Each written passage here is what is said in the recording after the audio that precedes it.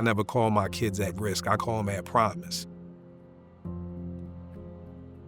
They're like, yo, we thought you only had one kid. I'm like, yeah, I only got one myself, but I've been doing this 25 years. I've got hundreds of kids out here in the DMV. Some of them call me dad, some of them call me unc, some of them call me OG. A lot of kids feel like there's just one answer. I'm just here to let these kids know that they have choices, to show them that they have multiple answers.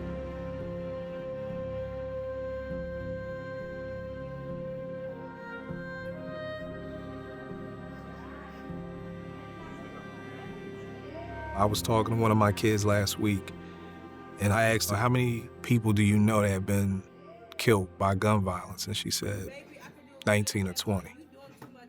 This girl's 15 years old. All right, everybody, thank you so much for attending the Hustle and Shine Awards. Can I get a hand clap? Thank you. Appreciate it. All right, so these awards are going to be for a variety of different things that I've noticed in all of you. So you guys start to come up. If I called your name, please, so you guys can get your certificate. You guys can come up.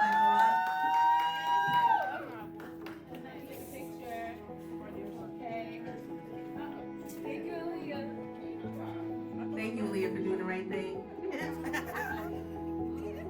Tay is my man. That's my little guy right there. Our relationship has always been tight. We always laugh. We always joke. You know, I always pull him up and make sure he on point. He understands that I care about him, that he has somebody who he can talk to. When I was 15, I didn't have anybody who I felt like I could talk to and get good advice. And being able to have the freedom to have those type of conversations with these kids and with everything they're going through, because the average 13-year-old is not going through what I was going through when I was 13.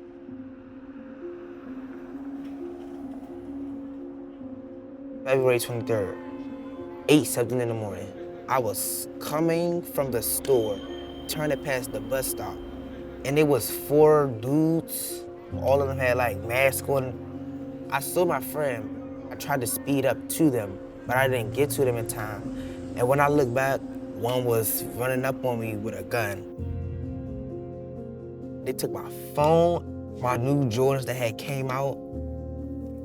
My mom had my location, but they had my phone, so they turned my location off. I was panicking, like I was silent, my heart was pounding. I didn't know what to say, and I was crying because I was mad. My life flashed before my eyes.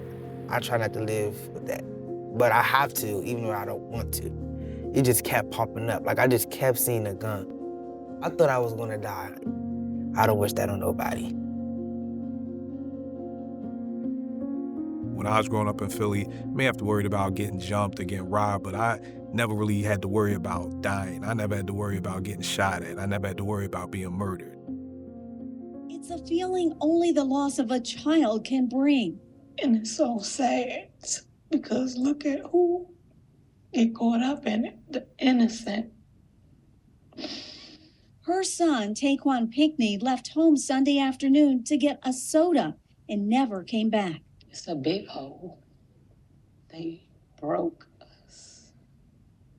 Like we are never going to be the same.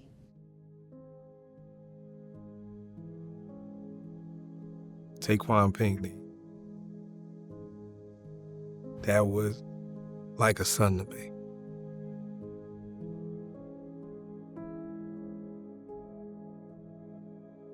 Sunday afternoon, I'm chilling with my daughter.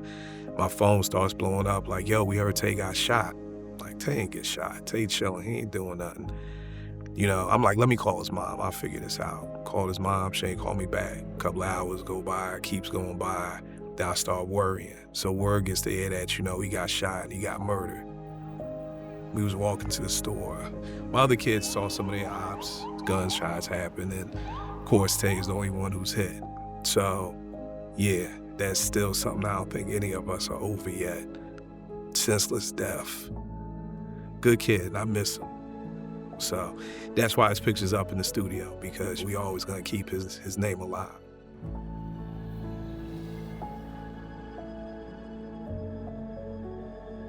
I don't really compare Tay'On to Taquan because if every time something happened to one of my kids, I thought back to Tay, I'd be in tears every day. I wouldn't be able to do my job. I think one of the things that we don't talk about enough is how the people who do this work survive.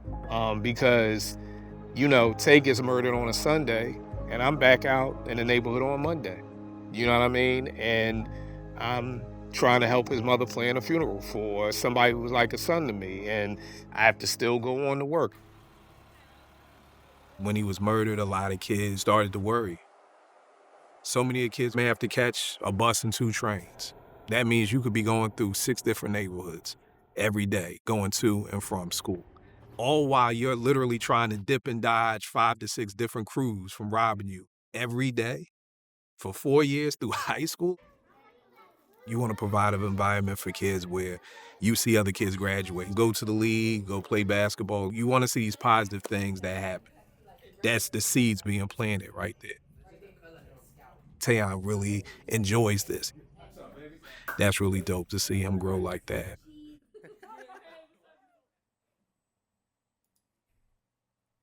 A lot of our youth are desensitized to the violence that goes on because they see it so much. You almost have to turn a blind eye to it to survive. Even though our kids may be desensitized to it, we want to provide that space where they're able to still talk about it in real time. Topic today is violence in the community. First, I want to ask you, how do y'all feel about the violence in the community?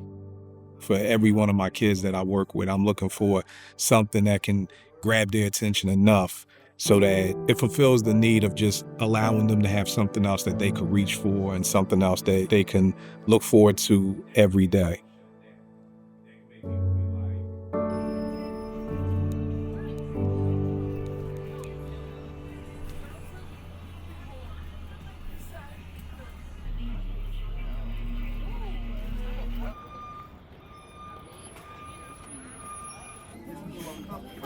Y'all see that? Who want to do that?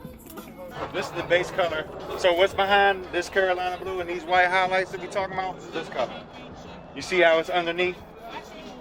So if I put a lot of color on, the shadow's already there waiting for me. Just start building on top. So for real, we just gotta like get like the creases and stuff too? Yeah. It's gonna start like somewhere right here, and then it's gonna end like right here where I put that blue stain. We're painting a bird. Like we was sketching it, then we're painting it. So what my job is right now is I'm painting the red right now, and I'm stopping right here. I gotta get in the creases to make sure all of it is red, everything like that.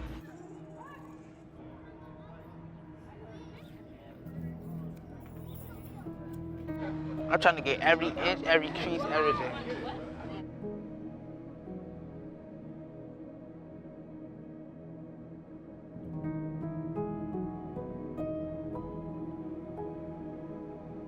As I got older, I started to realize why did I like art.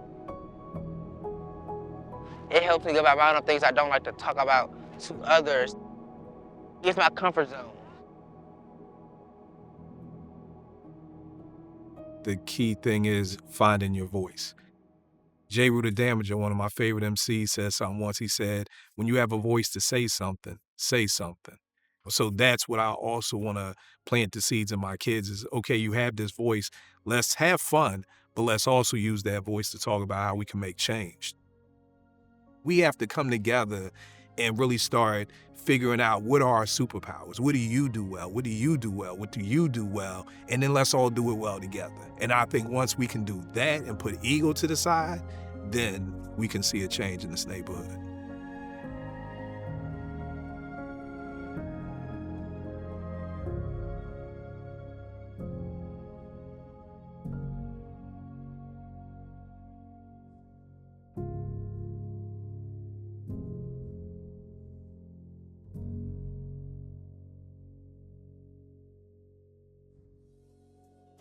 Her son was murdered, a D.C. woman met the man who tried to save her son's life and stayed by his side as he died. A vigil was held tonight for 18-year-old Taquan Pinckney. He was killed on Stanton Road, Southeast, as he walked to a store to buy a soda.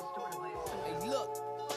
One time for your mind, two time for your woes. Put 3 for no God watching his soul, watch his soul. No God watching his soul. Got 3 for Lord, keep me in control. I've been trying to find myself, I've been lost for some time.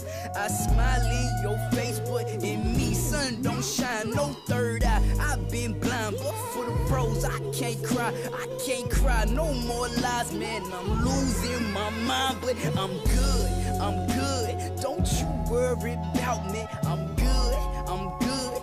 Just don't leave without me. We good. Please don't worry about me. I'm good.